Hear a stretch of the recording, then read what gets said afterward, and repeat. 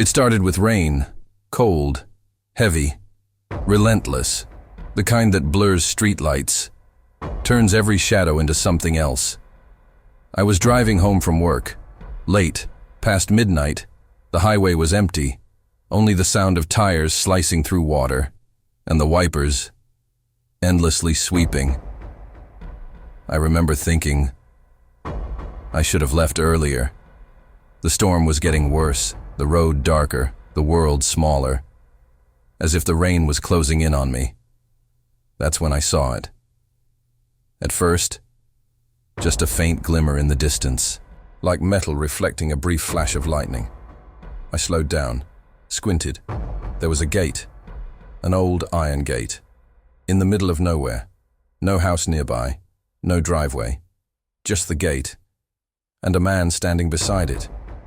He was tall, thin, wearing a long dark coat that clung to him from the rain. He wasn't moving, not even when my headlights swept over him. I should have kept driving, but I slowed.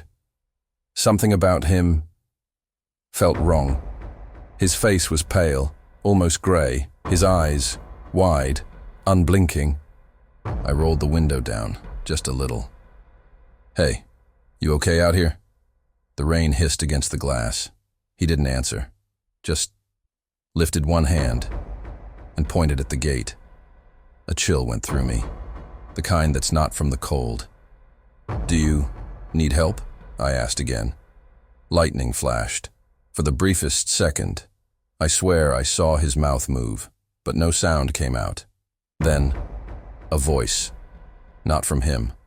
From somewhere deeper, lower. "Come through." I froze. The man's lips hadn't moved this time.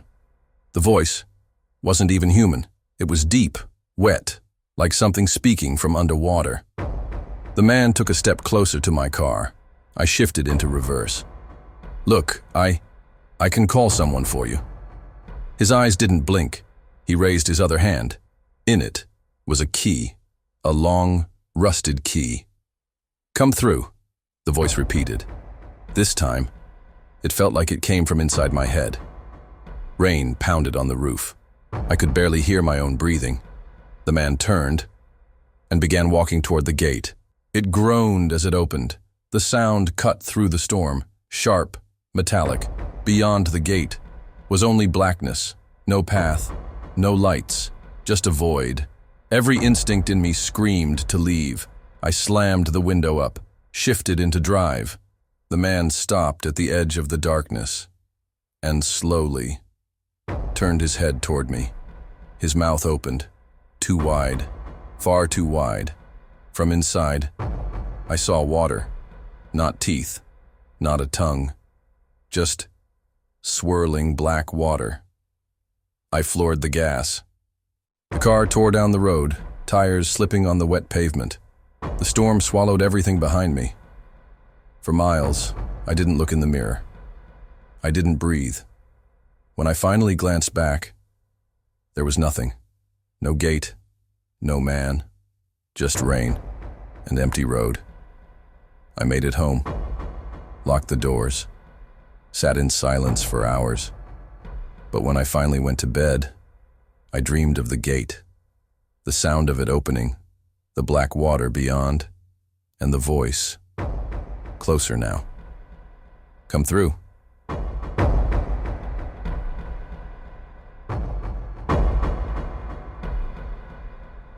The rain had been falling since dusk, soft at first, then harder.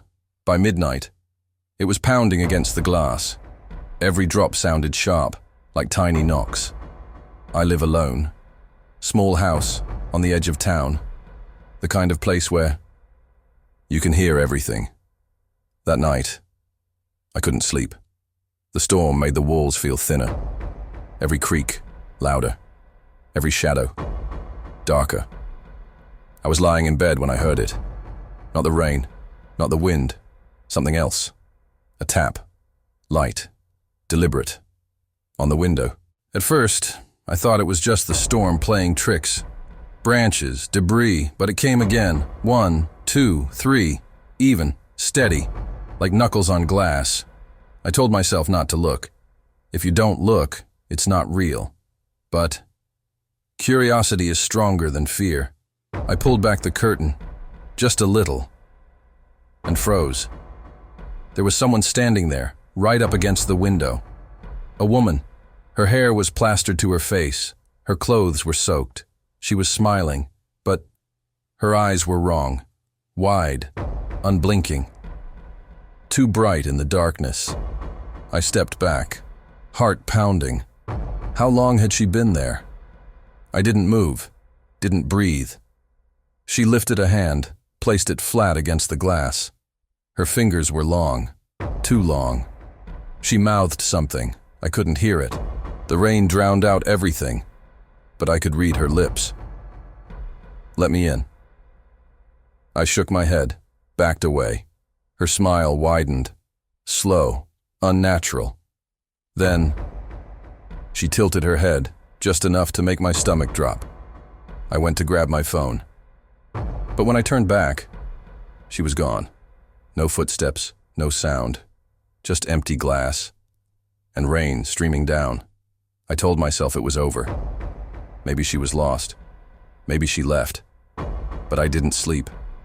I sat in the living room, lights on, phone in hand. That's when I heard it again. Not from the bedroom this time, from the kitchen. Slowly. I turned my head. The kitchen window. Tapping. 1, 2, 3.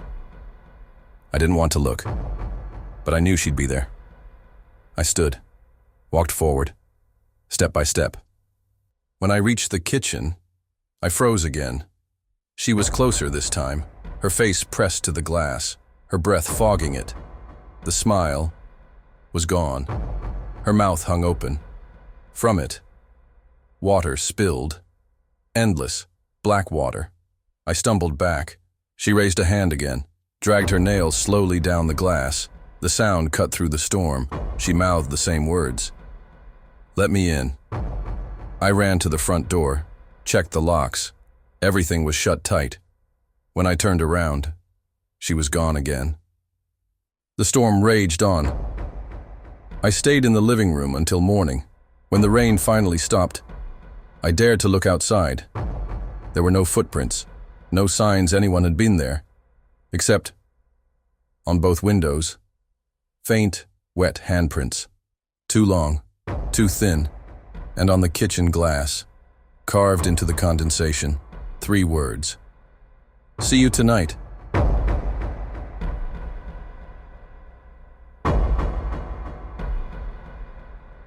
The rain started earlier than they said it would.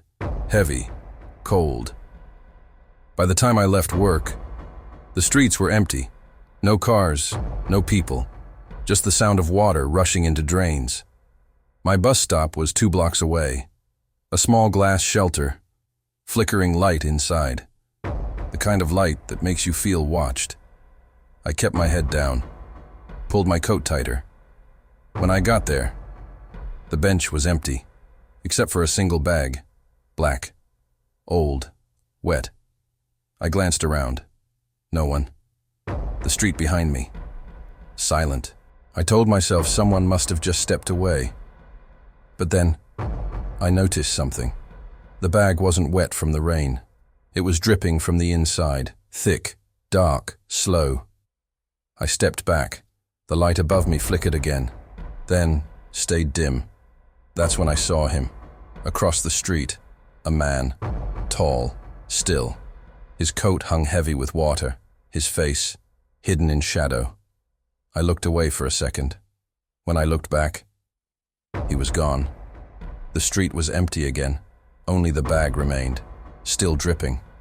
I decided to leave, forget the bus. But the moment I stepped out of the shelter, I heard footsteps, not mine, behind me. I turned. Nothing, just rain, and the bag. I walked faster. My shoes splashed through shallow puddles, but the footsteps grew louder, closer. I didn't run, not yet. I passed another streetlight. The glow caught something in the corner of my eye. A figure, standing at the end of the block. It was him, still, watching. I hurried. every time I glanced back. He was closer. Not walking, not running, just appearing nearer, like the darkness carried him forward. Finally, I reached my building. I fumbled with my keys. When I turned the lock, I made the mistake of looking back one more time. He was standing under the streetlight now, not moving, in his hands. He was holding the black bag. Our eyes met. Even from that distance, I could see his face, pale, gray, and smiling. The smile didn't match the eyes. I slammed the door shut, locked every bolt. The sound of the rain faded, but in its place, a faint drip, inside. I followed it to my kitchen. The sound came from the table. There was the black bag, dripping. I didn't touch it, but the zipper began to move on its own, slowly, opening. Inside was water, pitch black, rippling as if something moved beneath the surface. Then, a pale hand broke through, long fingers curling over the edge. I ran, locked myself in my bedroom. For hours, I heard the drip. The sound of water pooling on the floor, and beneath it, a soft voice whispering my name. When morning came, I opened the door. The bag was gone, but the puddle still there, and in it, 3 wet footprints leading to the window.